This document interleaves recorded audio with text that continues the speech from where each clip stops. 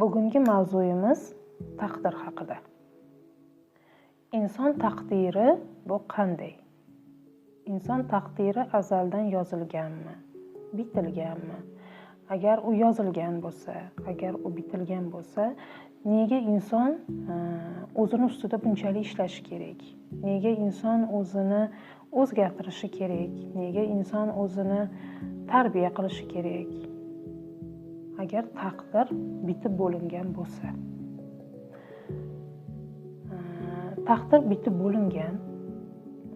Taqdirimizdagi har bir holat, har bir soniyadagi, har bir ondagi, har bir lahzadagi bizni hayotimizda uchraydigan insonlar, bizni qiladigan amallarimiz, har birimiz taqdirimiz bu azaldan bitib bo'lingan.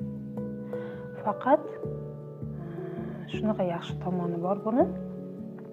Biz taqdirimizga ta'sir ko'rsata olamiz. Ya'ni biz qanday ta'sir ko'rsata olamiz? Ma'lum bir amallarimiz bilan taqdirimizga ta'sir ko'rsata olamiz. Har bir insonni cheksizlikda taqdir yo'llari bitilgan. Cheksizlikda uni oxiri yo'q. Va inson ma'lum bir xatti-harakati bilan, ma'lum bir amallari bilan bir taqdir vetkasidan ikkinchi taqdir vetkasiga o'ta oladi. Buni shunaqa misol bilan sizga tushuntirib bermoqchi